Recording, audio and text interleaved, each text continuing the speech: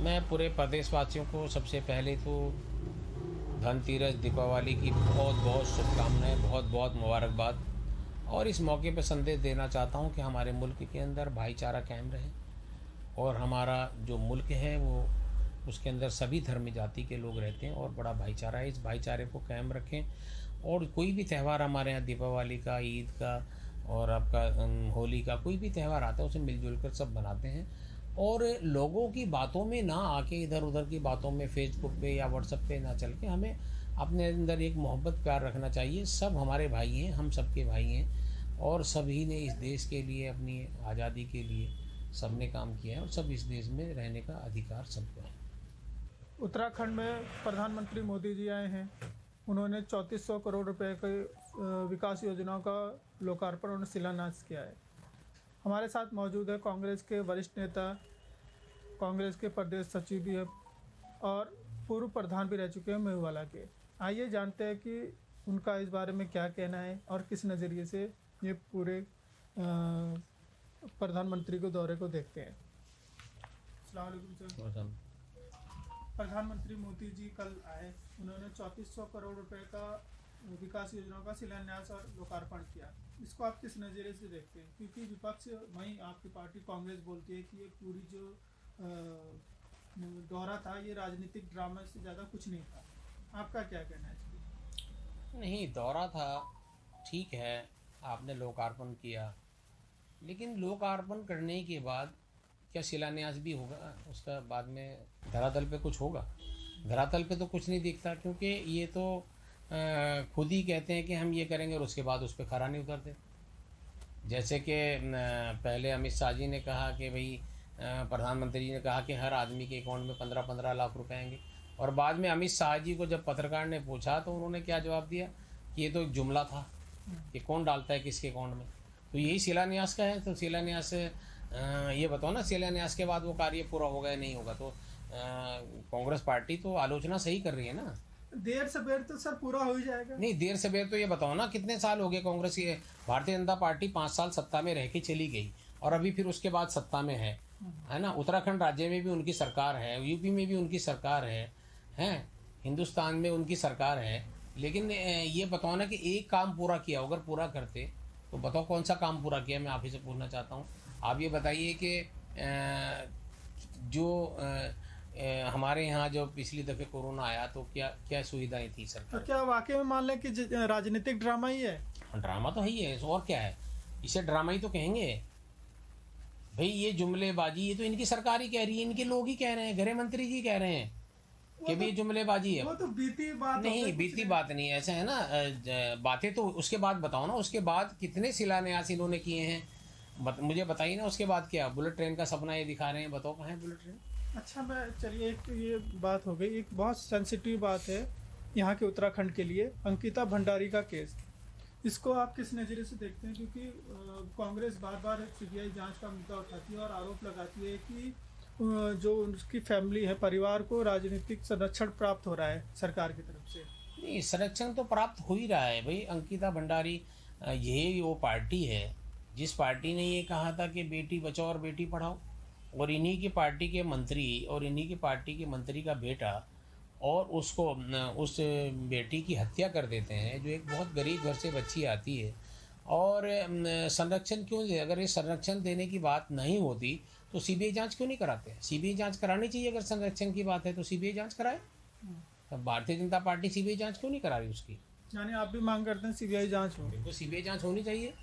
जब ये किसी छोटे से छोटे मामले की सीबीआई जांच की मांग कराते हैं तो क्या इस अंकिता भंडारी की सीबीआई जांच क्यों नहीं होनी चाहिए?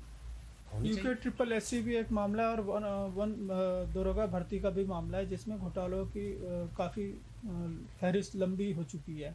इसको किस नज़रिए से देखते हैं? नहीं, नज़रिए क्या है? ये जो घोटाला है भारतीय जनता पार्टी की सरकार में तो है ना। कांग्रेस के जो अभी गिरफ्तार हुए हैं RBS सिंह जी, वो तो कांग्रेस के टाइम पे भी अध्यक्ष रह चुके हैं, भले वो कम टाइम के लिए रहे हो। नहीं, तो ऐसा है ना, जो गलत करेगा उसको जाना चाहिए, चाहे वो किसी भी पार्टी का हो, पार्टी से उसका कोई लेना देना नहीं है। जो भी गलत करेगा वो गलत आदमी जाएगा, ठीक है ना। लेकिन इनके तो भारतीय जनता पार्टी के तो मंत्री खुद गलत कर रहे हैं। वो तो एक अधिकारी था कांग्रेस के टाइम में, लेकिन ये तो भारतीय जनता पार्टी की जो सरकार में मंत्री है वही कर रहे हैं। तो ये चीज़ें नहीं होनी चाहिए।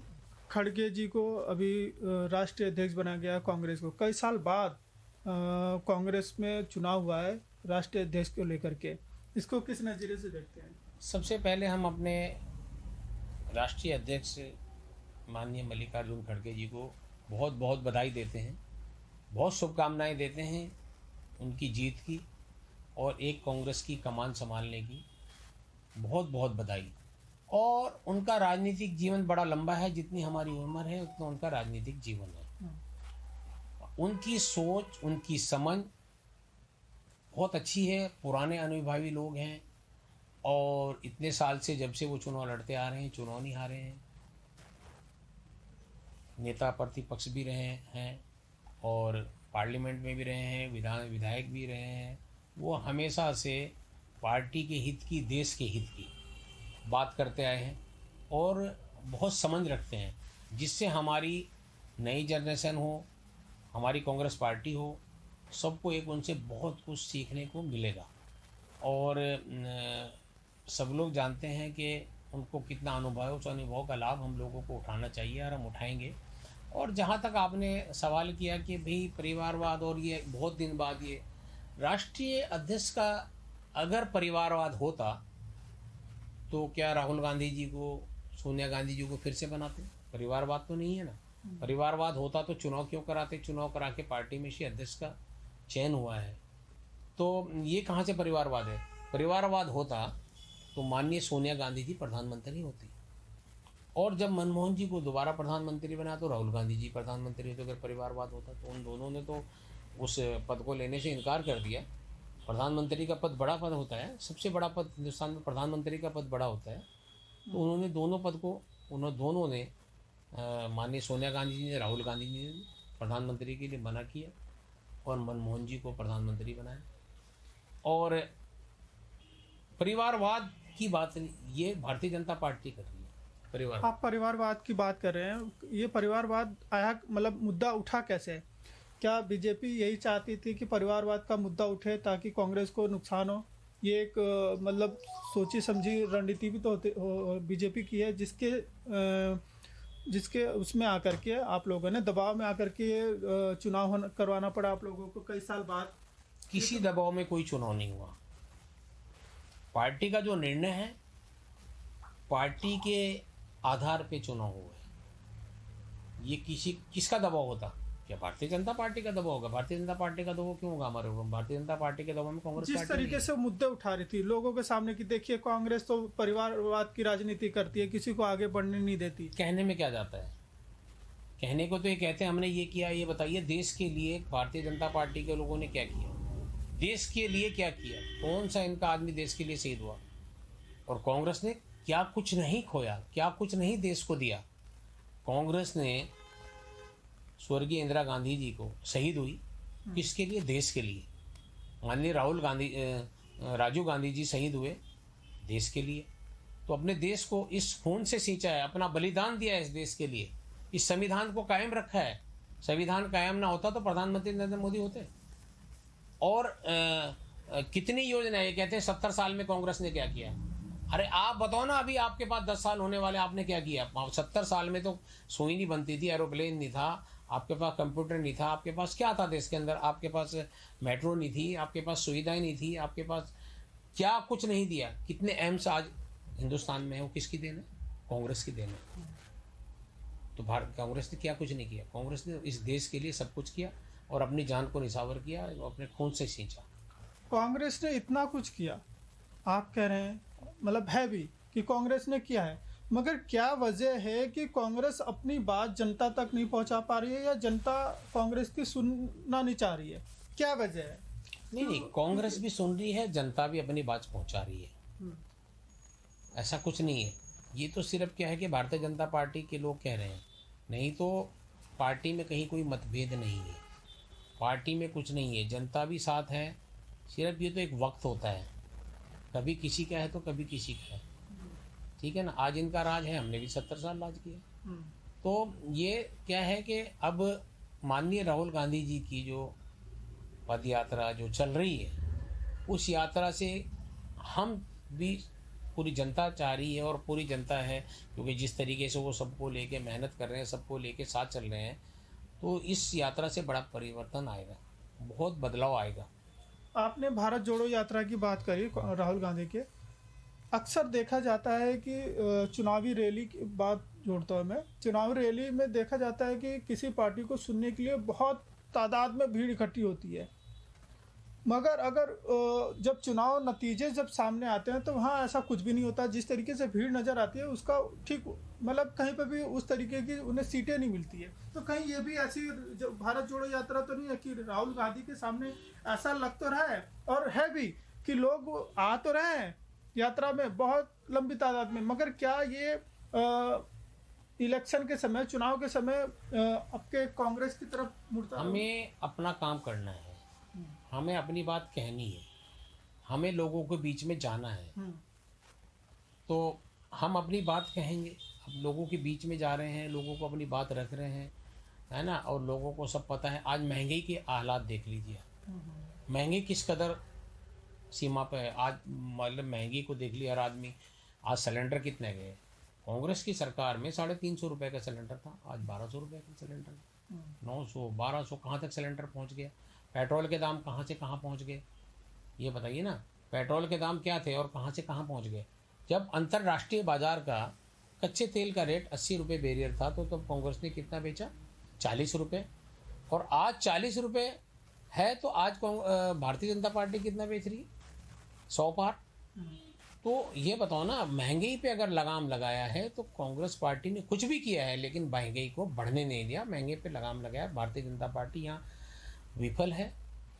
कोई महंगी के ऊपर कुछ नहीं है। गरीब आदमी जूझ रहा है, एक मजदूरी करने वाला, एक 400-500 रुपए की दिहाड़ी कमाने वाला, वो कितने रुपए की चीनी खरीदेगा, कितने का आटा खरीदेगा, कितने की अपने लिए सब्जी खरीदेगा, उसके बच्चे हैं, सब कुछ है, क्या करेगा, कितने अपनी बीमारी के लिए पैसे बचाएगा। इस महंगाई पे क्या भारतीय जनता पार्टी क्यों नहीं लगाम लगा पा रही है? क्या कारण है? तो यही तो मेरा क्वेश्चन है कि जनता तक ये बात क्यों नहीं, जनता समझ नहीं रही है? जा रही, जनता समझ जाएगी और बहुत जल्दी समझ में आ जाएगी जनता की, और समझ में आ भी रही है जनता। ऐसा नहीं है, जनता समझदार है, सब कुछ है, लेकिन कुछ टाइम ऐसा होता है कि झूठ का भी बोलबाला चलता है ना। कि हिटलर ने कहा था ना कि झूठ इतना बोलो कि जब तक वो सच में ना बदल जाए। तो वो काम भारतीय जनता पार्टी कर रही है। तो बदलाव आएगा, बदलाव क्यों नहीं आएगा। कांग्रेस अपने तरीके से काम करती है, करती रहेगी, और बदलाव आएगा, और बहुत अच्छा बदलाव आएगा, जो आप भी देखेंगे, हम भी देखेंगे। त्योहारी सीजन है, दीपावली आने वाला है। दीपावली के मौके पे आप प्रदेशवासी और देशवासियों को क्या संदेश देना चाहेंगे? मैं पूरे प्रदेशवासियों को सबसे पहले तो धनतेरस, दीपावली की बहुत बहुत शुभकामनाएं, बहुत बहुत मुबारकबाद।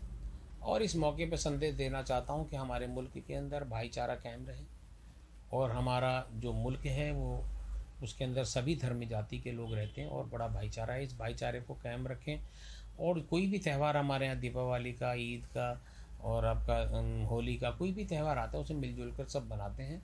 और लोगों की बातों में ना आके, इधर उधर की बातों में, फेसबुक पे या व्हाट्सएप पे ना चल के, हमें अपने अंदर एक मोहब्बत प्यार रखना चाहिए। सब हमारे भाई हैं, हम सबके भाई हैं, और सभी ने इस देश के लिए, अपनी आज़ादी के लिए सब ने काम किया है, और सब इस देश में रहने का अधिकार सबको है।